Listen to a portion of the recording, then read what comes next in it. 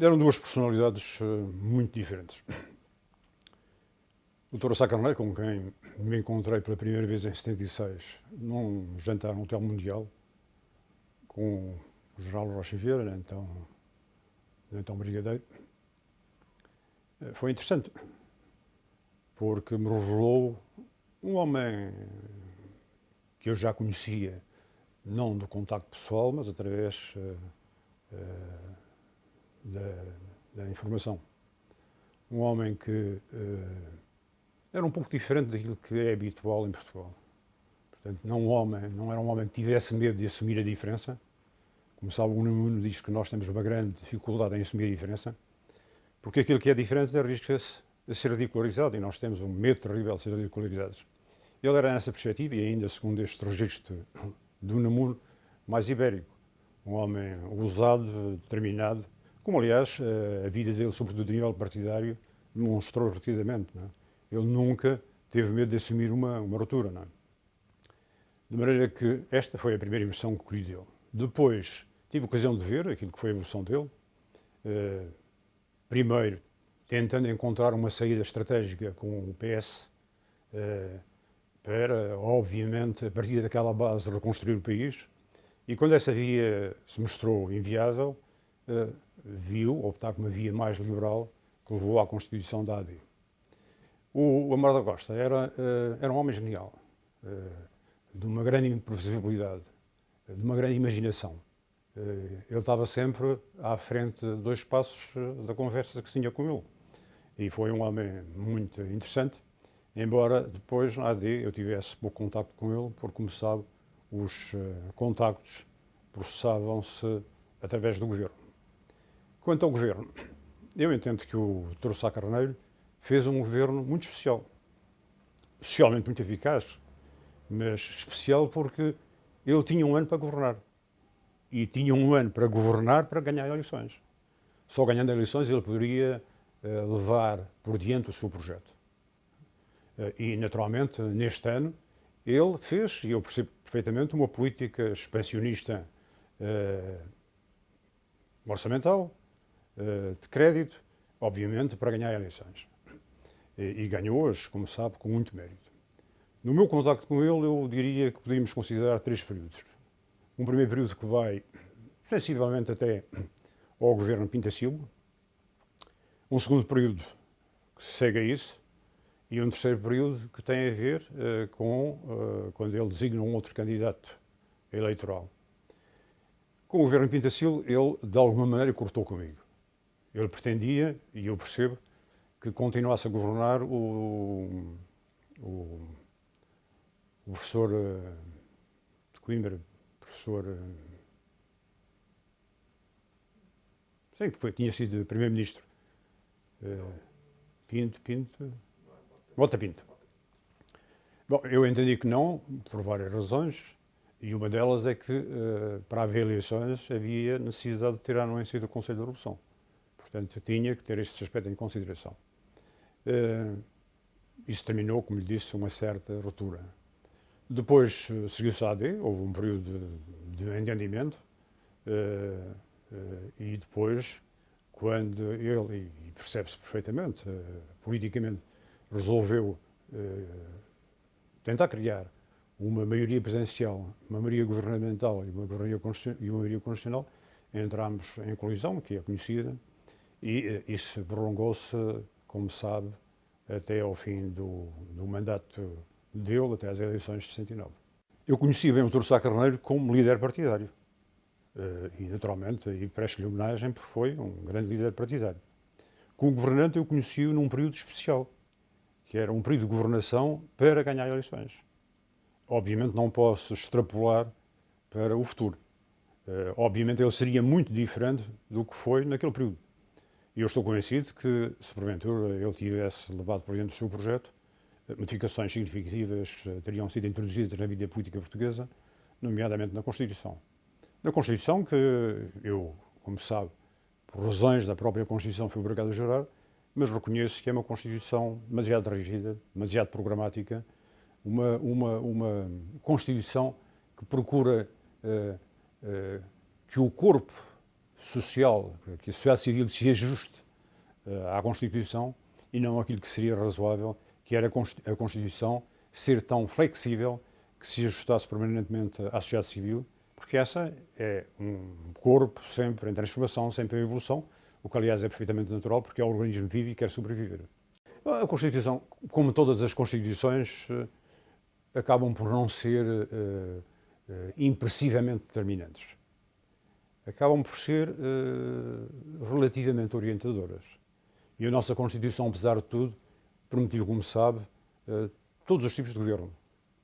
Governos do PS, governos de coligação, governos do PSD, governos de independentes, permitiu tudo. O que significa que ela, apesar de tudo, tem alguma elasticidade. Ou antes, a interpretação dela tem alguma elasticidade. Mas ela inibiu, pelo menos na fase inicial, muitas das medidas que eram indispensáveis para que o país mais rapidamente se transformasse. Desnacionalizações, reforma agrária, enfim, todas essas questões que eram estruturais e que careciam de modificação, tiveram realmente modificações, mas foram não as modificações que seriam convenientes, foram as modificações que na altura eram politicamente possíveis. Porque a Constituição, como sabe, e eu defendi isso, tinha que respeitar aquilo que ela própria estabelecia para a revisão. E porquê é que eu defendia isso? Bom, defendia isso porque eu tinha jurado a Constituição, ponto 1. Ponto 2, porque eu estava num processo de reinstitucionalização da instituição militar e tinha que mostrar aos militares, sobretudo aos militares de esquerda, que as regras iam ser cumpridas.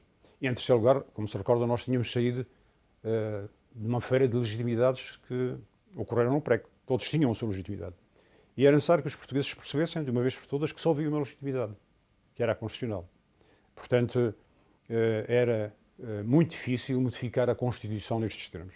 O que eu estou convencido é que, nas revisões subsequentes, as alterações seriam mais profundas, mais significativas e acabariam por flexibilizar o corpo constitucional, que, como disse há pouco, eu entendo que era demasiado rígido e que é demasiado rígido ainda nesta altura. Eu gostaria de lembrar, possivelmente as pessoas já não se lembram, depois do 25 de Abril, a Constituição estava praticamente elaborada, mas não estava aprovada. Os chefes de Estados-Maiores, por sugestão minha, todos eles, se pronunciaram dizendo que a Constituição tinha sido elaborada num período muito controverso, num período muito perturbado, e que agora, ou antes, naquela altura, enfim, com estabilidade, talvez fosse de repensar reajustá-la. Bom, obviamente fomos atacados na altura, e com razão. Os militares não tinham que estar a pronunciar sobre uma questão política tão relevante. Portanto, nós, na altura, entendíamos que a Constituição deveria ser ajustada, porque ela era um somatório de algumas contradições. E, naturalmente, uma Constituição que é um somatório de contradições não pode ser a Carta Magna de um povo. Primeiro. Segundo, eu sempre entendi, e entendo até por razões democráticas, e eu sou, como sabe, um homem que defendeu sempre a sociedade civil, que tem dito que um dos males grandes da sociedade portuguesa não são os governos. Não temos uma sociedade civil forte, uma burguesia cosmopolita, ousada, preparada, bem informada internacionalmente, que dialogue com o governo, mas dialogue numa posição obviamente, de diálogo, mas de exigência. Porque quando o governo não tem contenções da sociedade civil, ele tende a colonizar a sociedade. E isto não é uma expressão minha, é uma expressão de um político que conhece certamente, que é o von Boehm. Mas porque eu entendo que a sociedade civil é fundamental e porque eu entendo que um dos grandes falhanços nossos, e naturalmente quando digo nossos, eu naturalmente me incluo, foi não termos politizado a sociedade, socializado a política. E esse trabalho que se poderia ter feito, deveria fazer-se através do diálogo sistemático, obrigatório, com a sociedade civil. E, neste diálogo sistemático, há um instrumento de relevante importância, que é o referendo. Aliás, em termos democráticos, embora a Constituição tivesse sido elaborada por representantes do povo, escolhidos pelos portugueses, bom seria, dada a sua natureza, a sua importância, e para que ela fosse a Magna Carta, portanto a Carta Constitucional em que todos serviam, ela deveria, em meu entender, ser submetida a referendo. Ela teria uma legitimidade acrescida, se assim se pode dizer, e ela não teria sido utilizada, como foi, sistematicamente, como sabe, como uma arma de arremesso na luta partidária. A Constituição é para unir, não é para dividir. A Constituição é para oferecer um norte estratégico e não, naturalmente, para perturbar aquilo que é a interação política num país, no caso vertente de Portugal. Eu que sempre exigi, e fui muito claro nisso, que se respeitassem os limites materiais da revisão constitucional, eu era uma das pessoas que naturalmente iria pugnar para que isso se fizesse, porque isso corresponde, como disse há pouco, a uma preocupação minha, dinamizar a sociedade civil, fazer com que ela, nas grandes questões, se manifeste, participe, enfim, diga aquilo que pensa.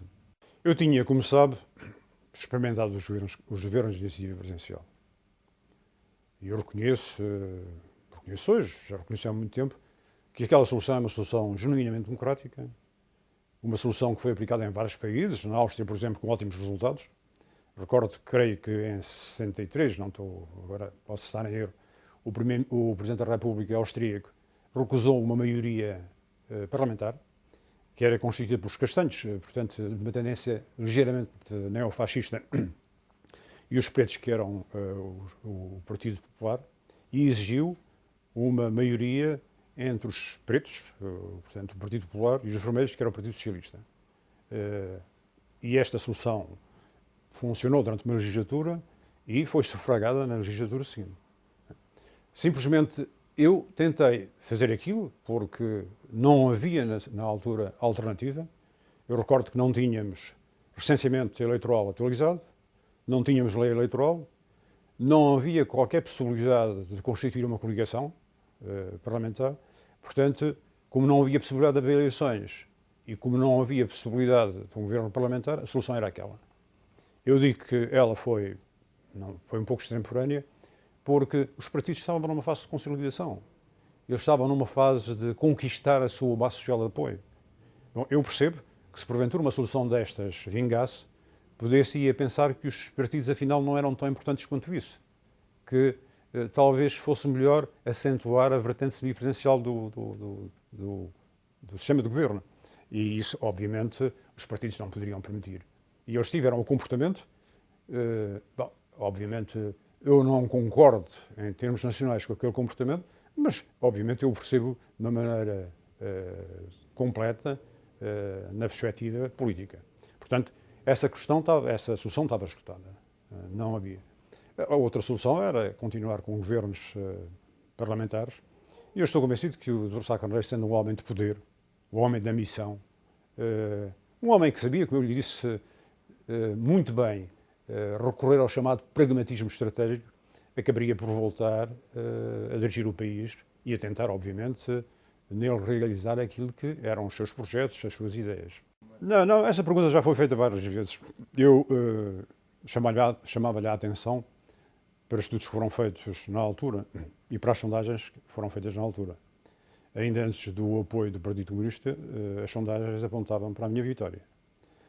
E depois da vitória alcançada, chegou-se à conclusão que, se porventura eu não tivesse tido um número significativo de votantes da área do PSD, obviamente eu não teria ganho as eleições. Não é? Posso também dizer-lhe que as sondagens antes do apoio do PC andavam à volta dos 50 e tal por cento, e que depois da tragédia de Camarato, que tentaram, eu entendo que muito mal, tendo em consideração a dimensão, a dignidade e o que devíamos a Sá Carneiro, tentaram utilizá-lo politicamente, naquele funeral, no período de reflexão.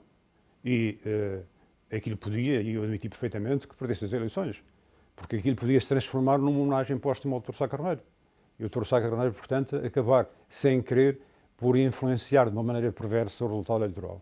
E de alguma maneira, isso aconteceu, porque eu acabei por ter, como sabe, não aquilo que as sondagens previam, mas menos. Acabei por ter 56%. É muito difícil, com honestidade, estar a emitir opinião. Mas eu, apesar de tudo, arrisco emitir uma opinião, embora com alguma cautela. O que julgo é que, com duas personalidades, como eram o Dr. Sá Carneiro, com um grande dinamismo, uma grande ousadia, e com Adelino da Mar da Costa, com uma grande imaginação, certamente a vida política ativa, a vida política portuguesa teria sido muito mais ativa, muito mais interessante e, naturalmente, teriam existido muito mais contradições.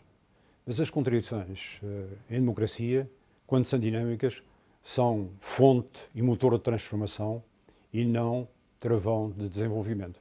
Creio que, se isso tivesse acontecido, com mais perturbação, estou certo, mais perturbação, a vida política, repito, teria sido, em minha opinião, mais interessante. Para mim, e não posso deixar de dizer isso, a vitória de 56 foi uma vitória sem sabor. Quer dizer, o homem com o qual merecia a pena lutar era o Dr. Sá Carneiro. Isto sem menosprezo pelo general Soares Carneiro, que é um ótimo militar, foi meu professor em Mafra, por quem eu tinha e tenho uma enorme consideração. Mas quem assumiu a luta, quem era o general da luta, era o Dr. Sá Carneiro. E eu tive uma vitória sobre um exército que infelizmente não tinha general.